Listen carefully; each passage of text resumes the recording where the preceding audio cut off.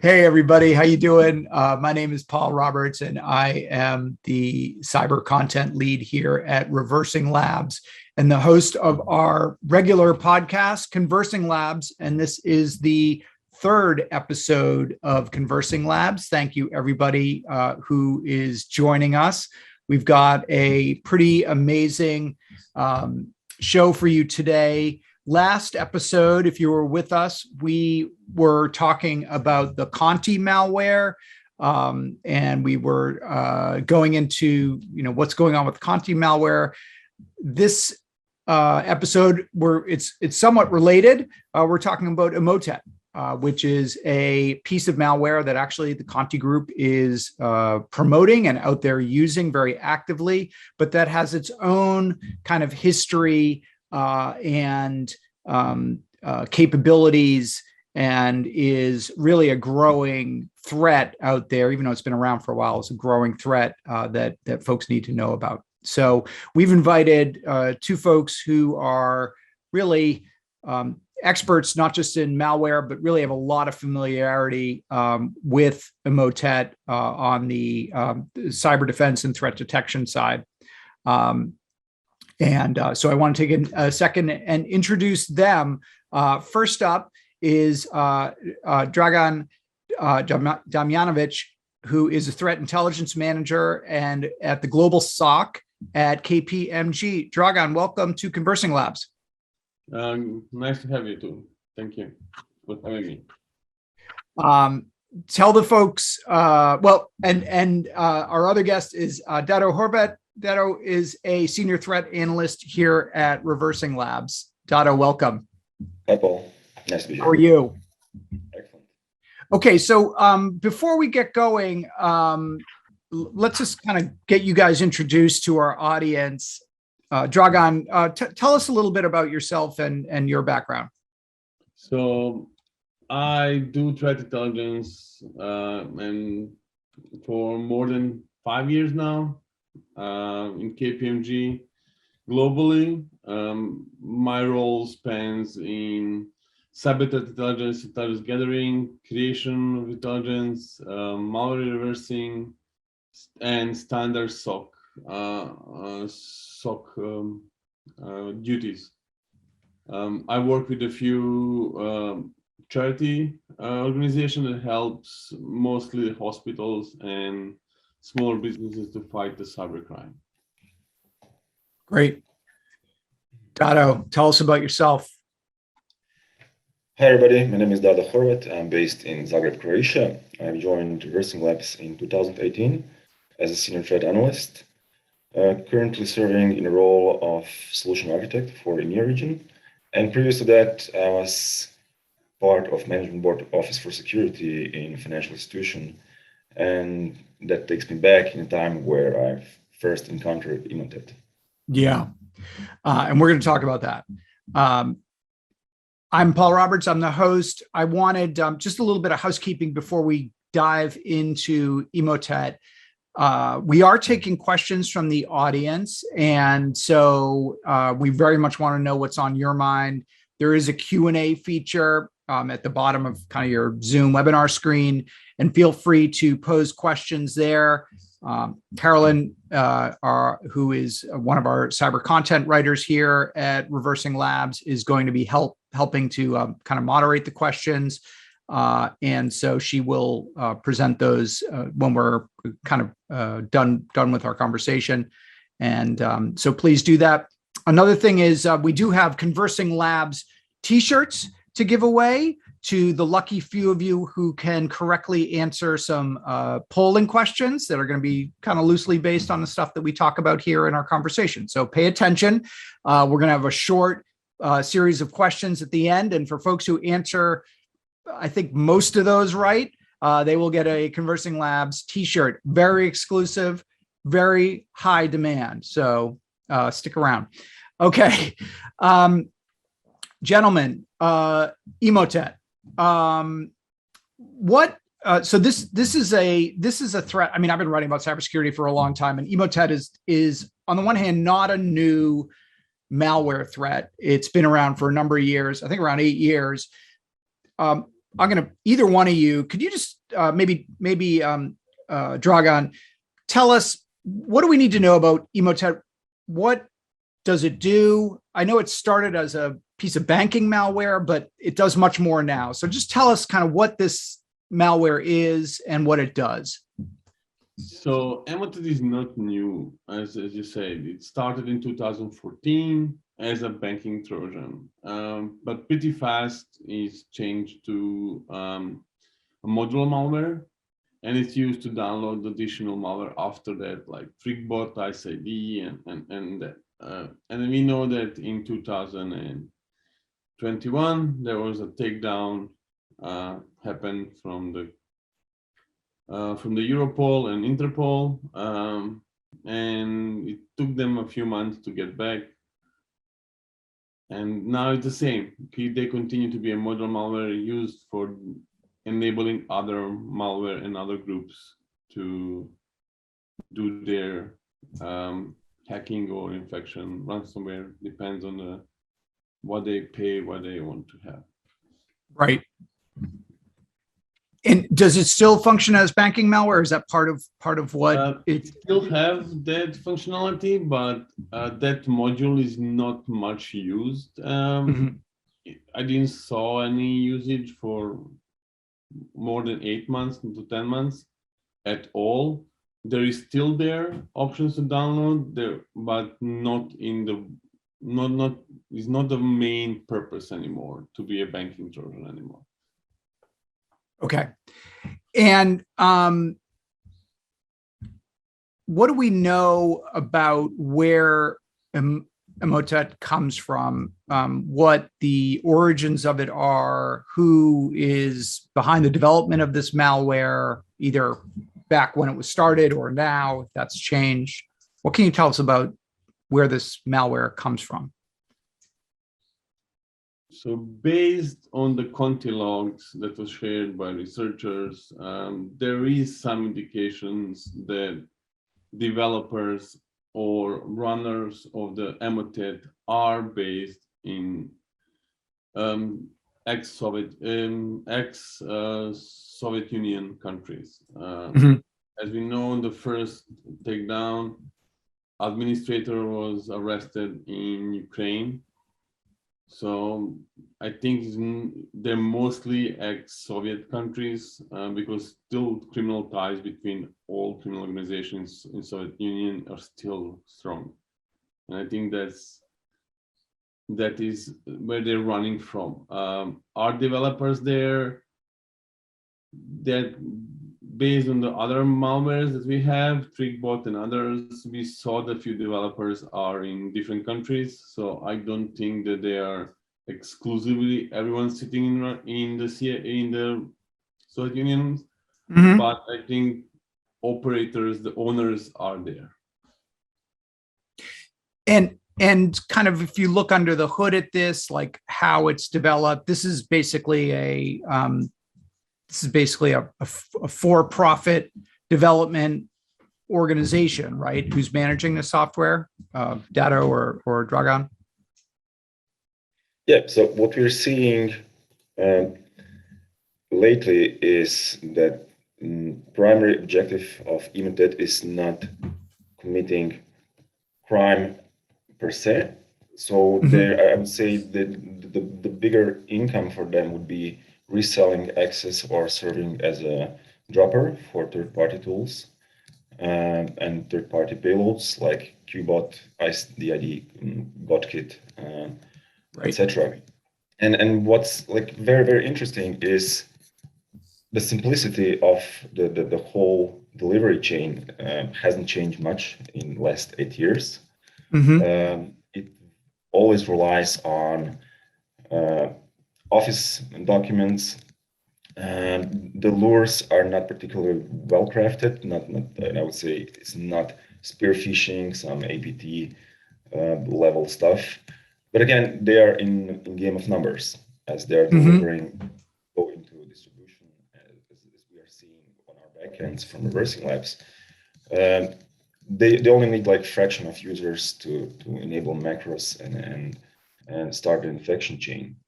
And obviously, it still works. Like 8 years after it first emerged, it's still going strong. Like I remember reading the January 2021 when the first disruption effort took place from Europol, and authorities said, "Well, Emotet is done for good." And to be honest, I was a bit sad when that occurred, because when I was working in financial institution, like we were seeing daily Emotet campaigns, and they were working like clockwork, very precise, very, I would say, predictable. And again, it obviously works because they wouldn't continue as they did. And the downtime for Emotet took like in November 2021, we have the headlines, Emotet is back.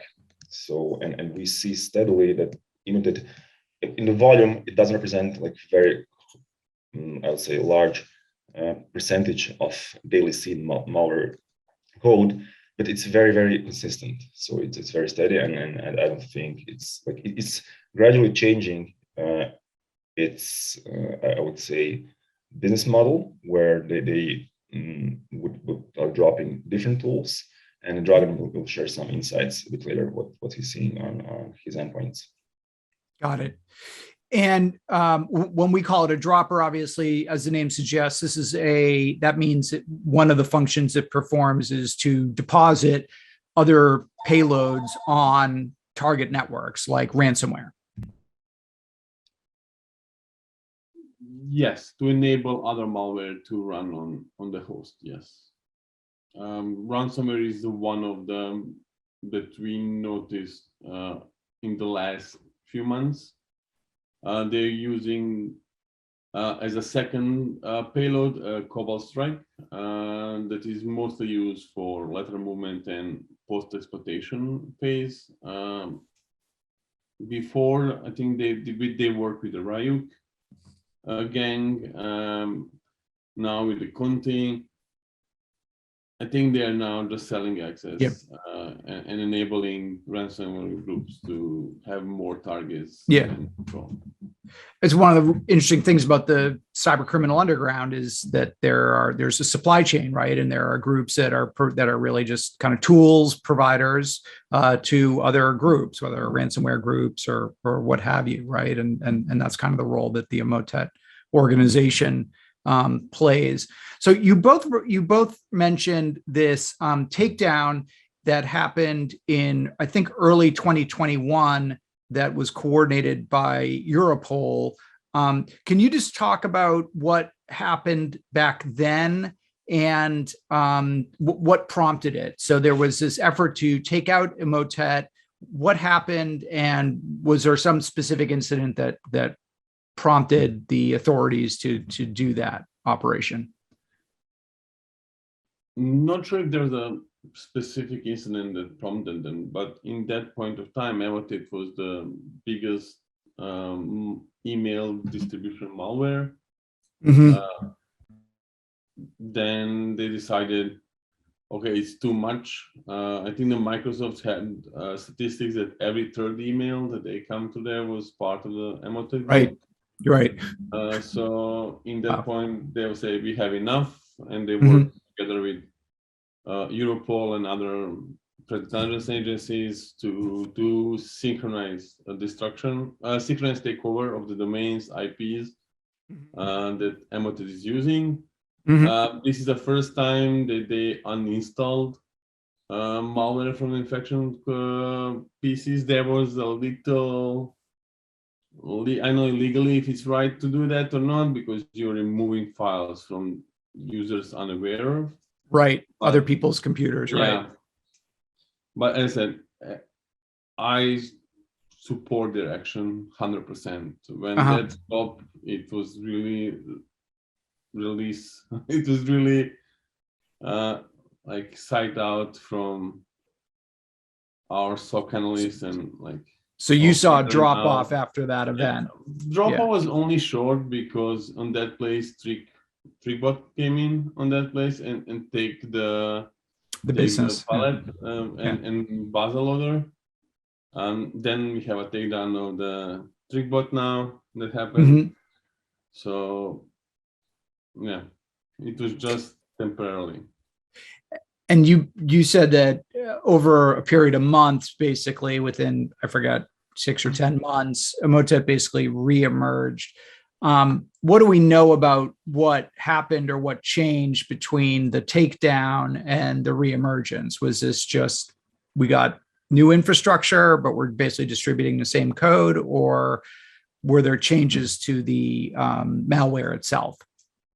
So there was a changes in the malware, not much in functionality, but there was a change on ways how they encrypt their config files, where they stored first layer of C2 servers. That is whole revamped with a totally new encryption. I think the last sample, they have an obfuscation of the flow, execution flow. That's more for to stop reverse engineers to figure it out.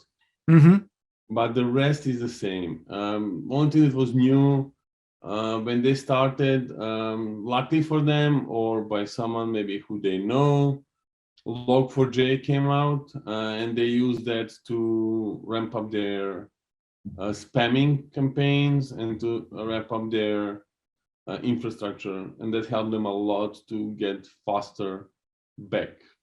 Because when they came up the first time in November, I think they have only 5 C2 servers and now have more than 50 in the config. So the Log4j vulnerability helped them rebuild their compromised infrastructure that they use to distribute. Right.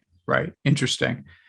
Dado, you were saying that that from a detection standpoint for defenders, basically, that this is not, Emotet generally is not a targeted attack on your organization. And by targeted, we mean targeted phishing, where they've done a fair amount of open source research and they're going after specific employees. That this is just sort of a casting a wide net. Is that right? Yeah, an incredible thing is it still works. Yeah. But when you see, like in my previous day job, financial institution, they were targeting approximately 95% of our address list. And if something happened that like our controls or detection mechanisms didn't work and some of the files got delivered, you would always see several people, like 3, 4, 5, clicking on the link. And that created, mess from our side, because we were expecting, when you're seeing day in and day out the same things, same behavior, different hashes, but same threat family, you would expect for detection mechanisms to get better. So on our side, our solution to the problem was basically creating our own set of IOCs.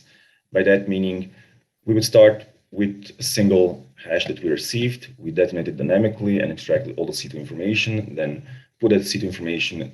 First, we would block the proxies, every attempt of outbound connections, and also we would search for our logs to see is any of the machines actually has been infected. And we were quite successful with that. So we're trying to keep step ahead of the bad guys. It was a very tedious job because there was only a handful of samples that you could analyze and create your own set of IOCs. When I joined ReversingLabs, we encountered numerous customers, especially from FI world, asking us, could we help with extraction or generating meaningful IOCs for them for Emote family. And this is something that I would like to share my screen and just show you one quick demo of how it's done today. So we would start, this is our platform A1000. It's used for analyzing samples. We started with a simple Emote hash. As you can see, there's a storyteller about what this particular file does. Everything is more or less known. So what, as an analyst, what I want to see now, I have a single sample. So I would like to see first all the Emote samples that I have in my database, in ReversingLabs database, and then I would like to see extraction of network information. So for that, obviously, via static analysis, it's very difficult to extract information because a lot of times it's being generating on the fly. So what we do is we will use a set of dynamic solutions. We use our proprietary ReversingLabs Cloud Sandbox, we use Cuckoo, we use FireEye, and we use Joe Sandbox. So where this takes us is the following place. So what I'm doing, like, it's highly automated, it's done via APIs. So what we are doing is, first, we're searching for our database for all traces of Emote seen, for example, in last 2 weeks. As this query is loading, we'll see that it will probably have around 2,000 samples in last 2 weeks. Actually, I can share my screen with distribution of Emote that's been seen on our side. So you can see, so this is from January 1st this year to date. You can see that steadily, like these are not extreme numbers, but obviously, so first of all, this does not correspond with honeypots and endpoints. This is indicative. It represents number of. These are samples that were found on real in production environments with our platform. But there is a trend, and you can more or less, Dragan can confirm the stuff that he's seeing on his endpoints, that Emote is steadily being seen in the wild. So back to our those kind of waves, those just correspond to basically campaigns, right?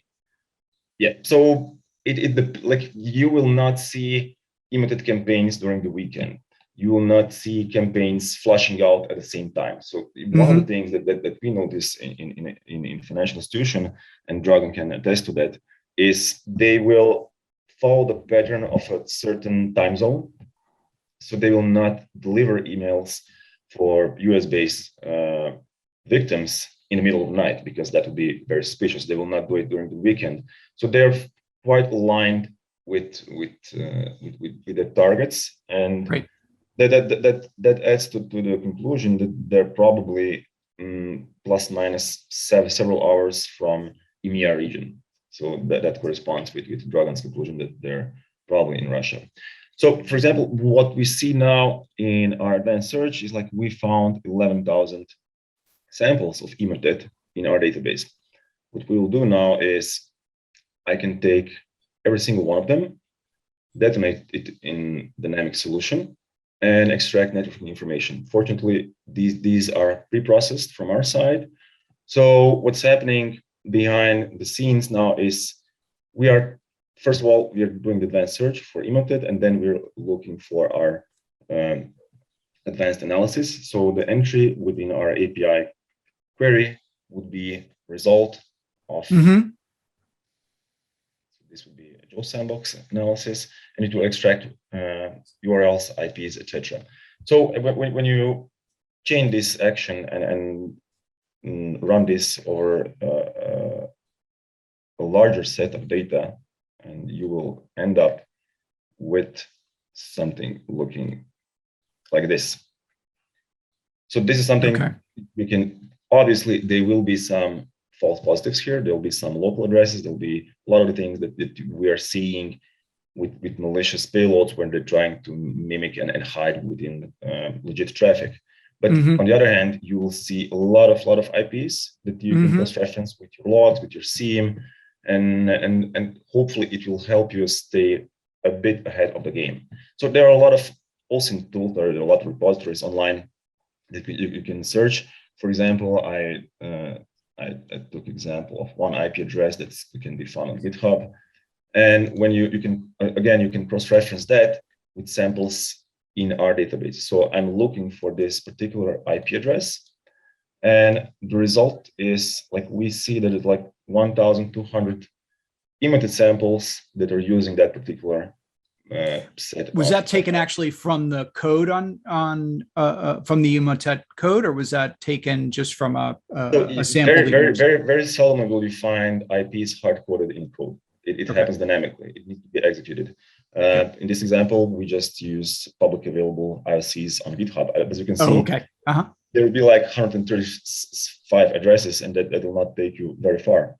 Yep. While with extraction, like this would be 2 weeks data. 1,000, yeah. You end up with more than 1,000 lines of different IPs, and after you clean up the whole process, you will end with really, I would say, relevant threat intelligence that you can work with, and then you can create your own controls and hopefully eradicate any signs of. So just connecting the dots, you would take those IP addresses that you got from the, associated with the Emotet samples, and again, this is from ReversingLabs platform, and that would be data that you could then use to interrogate your own traffic logs to see, am I seeing traffic to or from this IP address that I know is associated with Emotet? Absolutely. Yeah. So I suggest we jump to Dragan, and if you could share some of his telemetry. Dragan is being modest here, so he's in charge of 4 million endpoints. So I would say he's the best authority. That's a big platform. Yeah. So if anybody's seeing Emotet, that would be Dragan. So can you see my screen? Yep. Maybe just make it a little bit bigger, but yep. Yep. That's great. Is it better? Perfect. So this is the data that we get for 4th of April. This is directly from our email gateway provider that we use. So global metrics, let's say it takes a second. So there's around, what they say for that day, 63,000, yeah. 63,000 and almost 18,000 different attachment variants of Emote. And it's targeted more than 100 different companies in different verticals. As we saw from Dado, it was part of the Epoch 5 IP that he checked. I think there's 46 somewhere here. This is the rest of them. This is the change in encryption in config. They use 2 keys to encrypt the config, not like before, but they use a few bytes. This is the Cobalt strike that they're trying to dump after running, and this is where they're getting their second stage and third stage. So okay, yeah, as I said, that would be post Cobalt strike. Yeah. So after, if you are lucky to be chosen, you get the Cobalt strike. Yes. Right. And just to clarify, so over the years, Emotet's been associated with different types of deliverables, first stage malware, and you're saying these days what you're seeing a lot is that it's dropping Cobalt strike. In the last month and a half, it's primarily Cobalt strike directly. So, and just for attendees who don't know, what is Cobalt strike? What does it do? Cobalt strike is a legitimate pen testing tool made by the company. I think they were now bought with a different one. It's a legitimate tool. You can buy it online for $4,000, and it's already leaked to the underground, and it's shared for free between groups. It's really good tool for post exploitation. If anyone knows about, it's similar to Metasploit, just much more powerful, much more stealthier than Metasploit. Right. And it's always a not good sign if you have this in your environment. Right. So like a Metasploit or a Mimikatz, Cobalt strike is one of these kind of dual use tools that can be used by internal red teams, pen test teams to assess, your risk posture and your security, but it is also used as an offensive tool by malicious actors. Yes, it can be used for offensive. Yes. Yes. Yep. So the importance of mentioning Cobalt strike in Emotet context is the following picture. So this is statistics are shared by Symantec, and they will list most frequently seen pre-ransomware tools. So obviously Cobalt strike is very, very high, and as we see Emotet dropping Cobalt strike, it's fairly obvious what's going to happen for you on third step. So also this is a topic that was discussed by my colleague Patrick Knight, and you can see his analysis on connection between Cobalt strike and the recent ransomware attacks. So this is like, as we see, Emote is not evolving as much as its positioning with buyers. So obviously there is great demand for high targeted strikes on I would say lucrative targets that are capable of paying out large amounts of ransom, and $4,000 for a Cobalt strike is not really expensive. And seeing that Emote is dropping Cobalt is indication that they're really good in adapting in current I would say landscape and the whole ecosystem of underground, where the bad guys are simply purchasing access to various endpoints. Let's talk about some of the indicators of compromise that we know are associated with the Emotet. So again, for folks on the line who are looking to defend their environments, prevent infection by Emotet, or at least lessen the damage if there is an infection. What do we know about sort of the telltale signs? You mentioned some of the IP addresses that are associated that are pushing Emotet, so that's good. What are some of the other telltale signs of this malware? So after execution of the malware, so after a user double clicks on attachment enable. So Dragan, just the most important measure is not to click on enable macros. Yeah. 90% of everything starts with enabling macro on Office documents and click an email attachment and it tells you have to enable macros. Do not do that. User awareness, yes. Or at least it's a big red flag, right? Yeah, user awareness is the first way to do it. The second, in case if the user clicks for who knows reason why, what is good to look for is process creation from any Excel, Word, PowerPoint, Microsoft Office applications, to like PowerShell, CMD, VB script or something like that, that is not usually used in conjunction with the Office suite. Just to say, Google Suite doesn't have that problem that much, because mostly it's online and doesn't allow macro running and is running different ways. G Suite, so, yeah. Yeah, so you can use that as an excuse if you want to change, but that is some of the TTPs. So after execution, and if you miss that process creation, always will be start standard recon. So it will check if the user is part of domain, if the user is admin, it will try to query domain for domain controllers, for a forest if there is a part of forest, and it will try to pull all the users from domain and send to the C2 servers. So this is something that you should look in case you miss everything before that. And if I may add, Dragan, so we were discussing previously on how do you see some unusual traffic going towards C2 servers of Emote. Contrary to popular belief, those will not be hosted in Russia, those will not be hosted in China. Incredibly, like 18%, like the biggest number of C2 servers for Emote are hosted in the United States. So geolocation is not a good way of detecting something bad is happening. I would say start with IPs with threat intelligence, with like all the majority of the list is publicly available. Create your own threat intelligence, create alerts on your SIEM. If you see any traffic going towards those locations, it might not be too late, but you should like. I would say the biggest problem for financial institutions at the moment is first data exfiltration.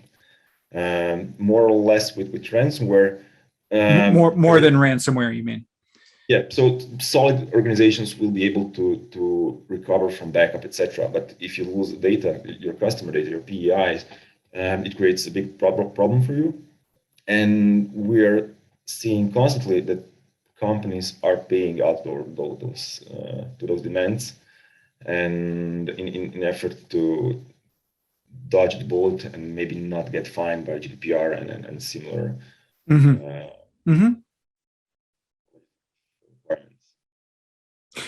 So, and we kind of, on one hand, you think like, well, yeah, of course, don't, if your attachment's asking you to enable macros or whatever. But I guess one thing to note is in industries like financial services, it actually might be pretty common that you're going to be getting spreadsheet attachments that have scripts embedded in them or macros just as part of your job.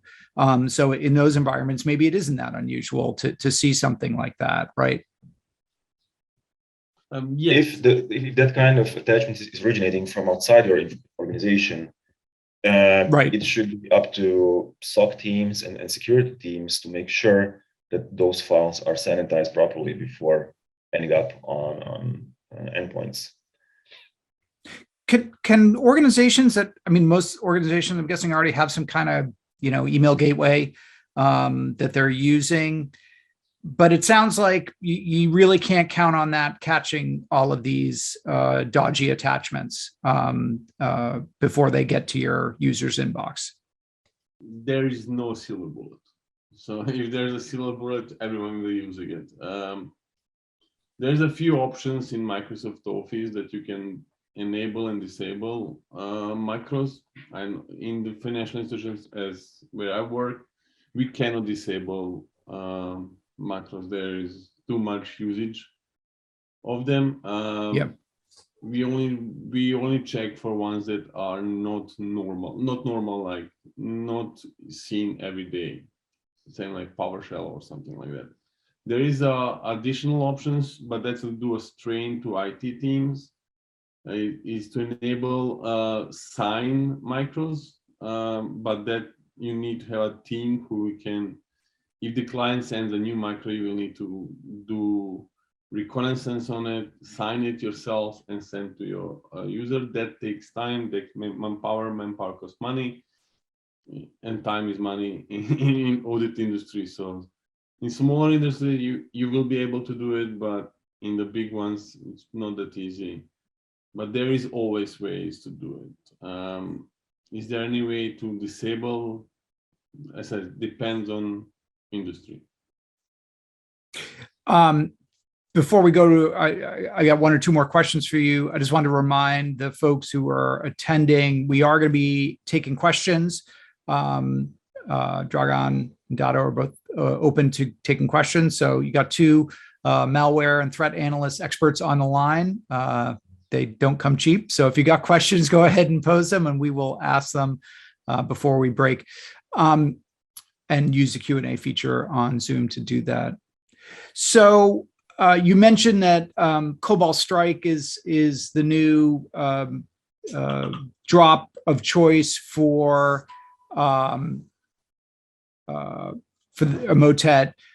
What should our viewers know about that particular drop, that piece of malware, and what they should be monitoring for or looking out for with Cobalt Strike? So this is assuming they're not able to detect Emotet.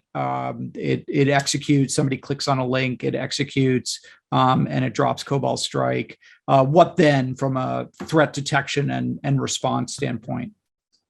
So if they're not able to detect Emotet, I'm not sure they will detect the Cobalt Strike too. So because Cobalt Strike is much more sophisticated than Emotet malware. Cobalt Strike, telltale signs for Cobalt Strike is that name pipes that he creates, it's always random names, and it's not like readable by humans. So that's a pretty easy way to detect, and it's like for 4 to 8 letters and numbers, and it's always random. But for that, you need to have EDR capable to reading that, or Sysmon with the name pipe collections. What additional that you can check is unusual process creating different other processes, or trying to execute memory dumps, or going from one machine to another with a service account or user account. So something that it will tell you like, oh, there's possibility of the malware, but our tools didn't detect it. And with the memory snapshot of them on affected machines, or a machine that they try to move on, there are tools on the GitHub online that will detect Cobalt strike in memory, because most times they run only in memory, they don't run from the hard drive. So I think that is the best way to detect them.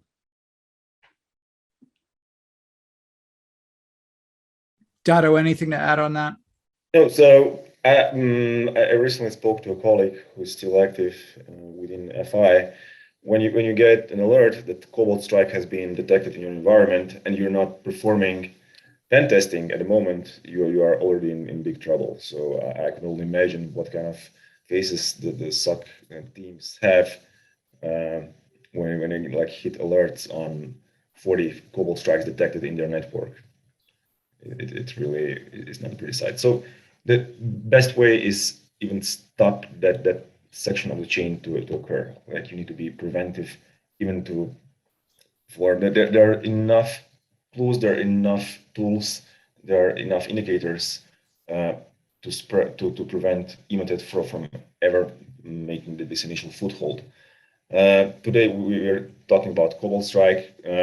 I've seen news that the Emotet group has already chose some new tools for reconnaissance. So today it's Cobalt strike. Tomorrow it will be something else. So definitely with something that's basically a legacy and commodity in our field of work.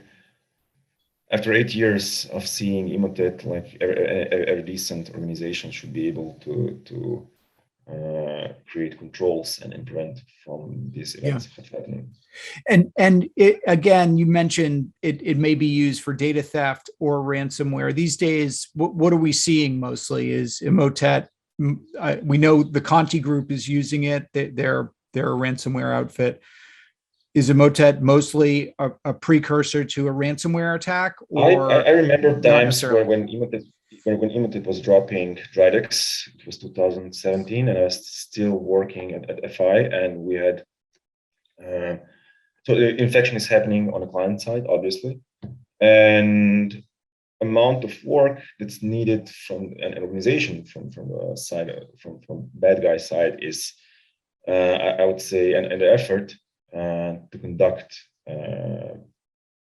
bank fraud via stealing OTPs, injecting browser sessions, etc. Credentials, right? Credentials. It's larger than you would, and banks have stepped up, so they've seen the losses that they were taking. From 2017 to today, I would say that the new game is ransomware. The payouts are much bigger. Also, all the middlemen are excluded. Like there is no need for money mules. There is no need for siphoning actual money through. Cryptocurrency took care of all that for us. Cryptocurrency really is like every trend that is happening in previously, as the losses progress, as the losses become unacceptable, and this risk appetite becomes unacceptable for the larger organizations, I believe that they will step in and more effectively battle the whole ransomware plague. Before we go to questions, is there anything I didn't ask you, either of you, Dragan or Dado, that you wanted to say? Any points you wanted to make? If you can disable macros, do it. Yeah, if you can. Yeah. Okay, Carolyn. Hi there, everybody. My name is Carolyn Van Arsdale. I'm a cyber content creator here at ReversingLabs. So I guess it's time for some questions. How about that? Shoot. Yeah, sounds good. Okay, sounds good. We do have a few questions. First off, is EDR reliable to detect Emotet or Cobalt strike? Yes. Short answer is yes. You will need to do some, depends on EDR. You will need to create some additional rules if there's not already existing for stuff like that. But yes, that's the short answer. It will help you prevent the EDR. It will help prevent Emotet and other malware, but need to be set up correctly. So both the gateway protection around your email in particular, but then also on the endpoint. Yeah, because user can always download Emotet from their Gmail account. Right. Or any other email provider that they use. Okay. So it's not always been good to detect yourself, because every user have their own private email that they can download sample if they got sent to. So EDR is a good solution to help them. Yeah. I would say that prevention on email gateway would be step one. Like Emotet is almost exclusively delivered via email. There are large chunks. You'll see 90% of your address book being spammed with the same or very similar subject, all containing. I understand the need for Office documents containing macros, but do we need like 10,000 people in your organization? Do they need like the exact same thing? Highly doubtful. So there are a lot of custom rules that you can, if your mail gateway allows you to create. And when you see combinations of different senders, same subject, large chunks of data being delivered simultaneously to a large number of recipients, these are all things that any decent SOC should be able to prevent or analyze before releasing them to the endpoints. Okay. Great. Thank you both. Next question for you both. So to talk about the international operation that happened to take down Emotet, obviously resurged in late 2021. Do you two think that the Conti ransomware group is a big player in this resurgence? Do you think that if Conti had not stepped up to the plate to bring them back, it would have had that resurgence? So is Conti responsible for the resurgence in Emotet? Right. I don't think so. I think they had mostly luck with Log4j, not with the Conti to extend their networks. There is some when they started, there was some overlap in infrastructure, but most of that is just because they're hosted in the same data center. But I don't think that Conti in that time helped Emotet to rebuild. No, I think they rebuilt by themselves. It took them more than 10 months to do it. So I think that I think they were not ready for takedown, but they have contingency plan in case stuff happens. And I think now it's much more harder to take them down fully than before. Because they learn, okay, if they take our servers, we need to rebuild. And I think that will be much more harder now to do it. But if that happens, I will support them 100%. Law enforcement, not Emote. Yeah, if everybody recalls the pictures that were shared by Europol, I would say hopefully they are paying their operators and admins a bit more than it used to. This was from one of the arrest sites, I think, so for the takedown.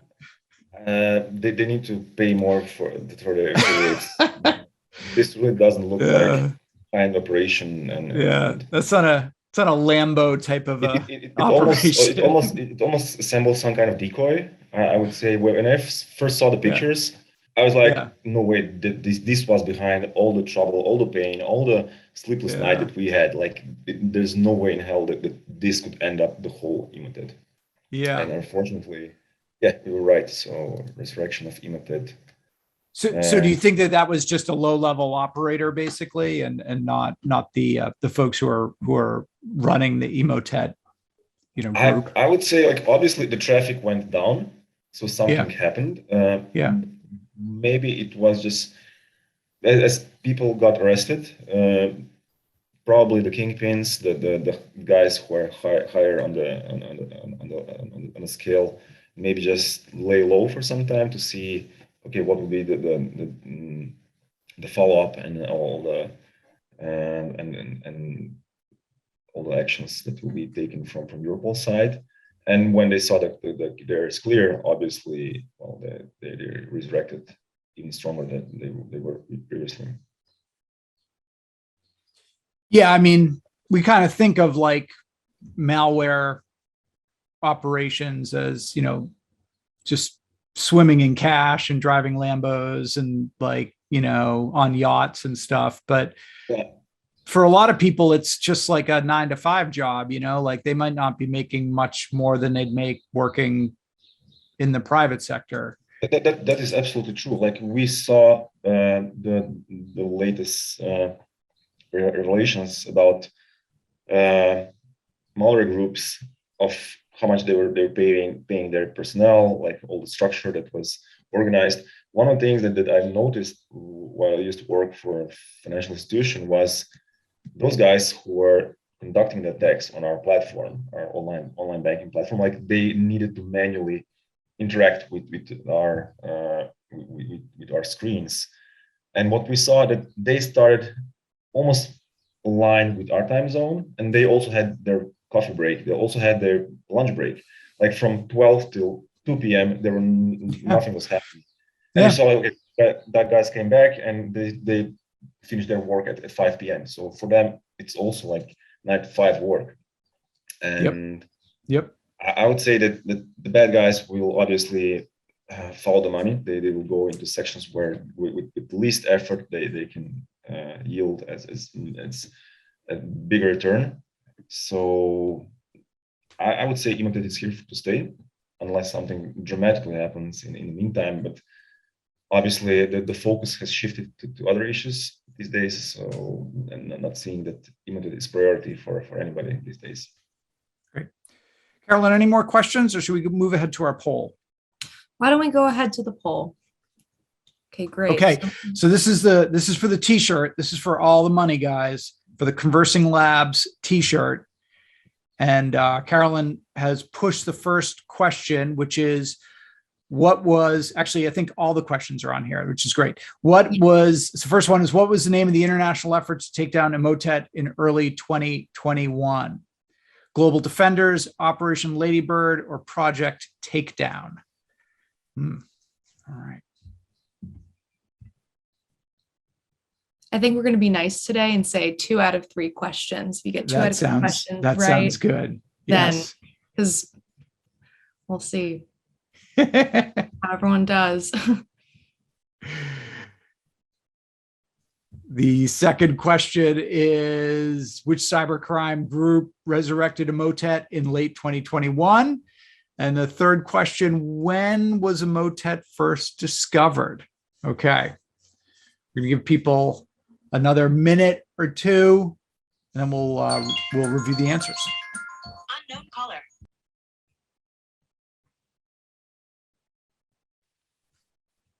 Maybe somebody calling for answers. Okay. Okay. About 30 more seconds. This is for the t-shirt.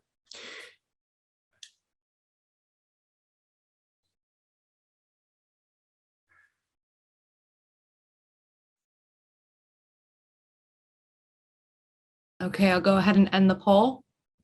Sounds good. All right. Okay.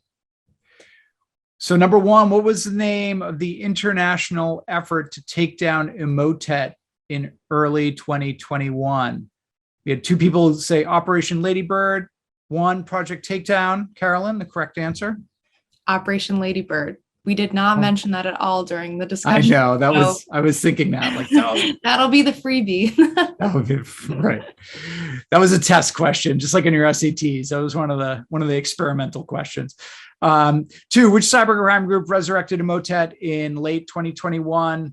I think everybody answered the same, Conti, and that is, of course, the correct answer. And 3, when was Emotet first discovered? 2020, 2018, 2014. And once again, everybody seems to think 2014. And in fact, that is when Emotet was first emerged, was in 2014. It's been 8 years, which is really amazing. Thanks everyone for participating, and we will reach out to you to get information so that we can send you a exclusive ConversingLabs t-shirt. I wish I had the design that I could show you, but I'd have to go digging on my hard drive for it. But it's cool looking, and you won't regret it.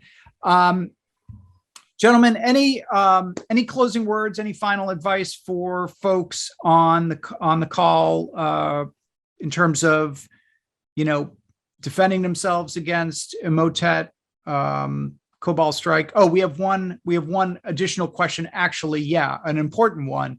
And Carolyn just pushed that out, which is if you're interested in any of the information and intelligence that we've been talking about here, I think we've got Yara rules as well as some interesting threat intel on Emotet. Let us know and we will get that out to you. So gentlemen, any final questions, any final comments or advice for the folks who are listening in?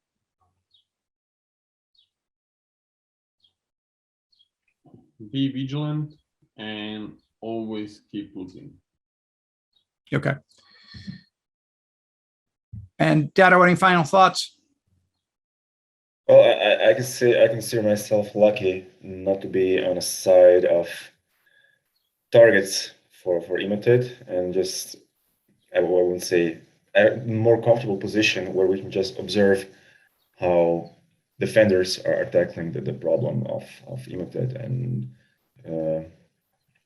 other strains that are attacking high value targets. And I hopefully we were interesting enough and everybody liked this section about our threat intelligence. Yeah. You want to know more? Contact ReversingLabs. Yeah, we'll have information for you on doing that.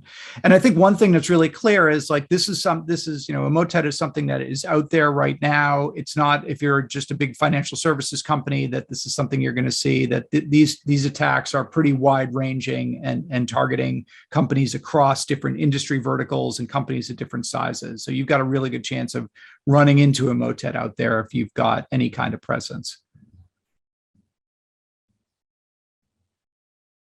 Almost. If you have an email, you will get them. All right. Hey, Dragan, Dado, thank you so much for joining us and telling us all about educating us on this really important threat, Emotet. It's been a pleasure. Ours too. Thank you for having us. Great. And for those of you who are online, this will be available offline. So we've recorded it and we'll be posting it shortly. And you'll get a link. If you registered, you'll get a link to the video. And if you got other folks you'd like to see, watch it, we'll have a page up where they can register and watch the video afterwards. So thank you. Thanks everyone for joining, and be back in a couple of weeks with another episode of ConversingLabs. Bye, everyone.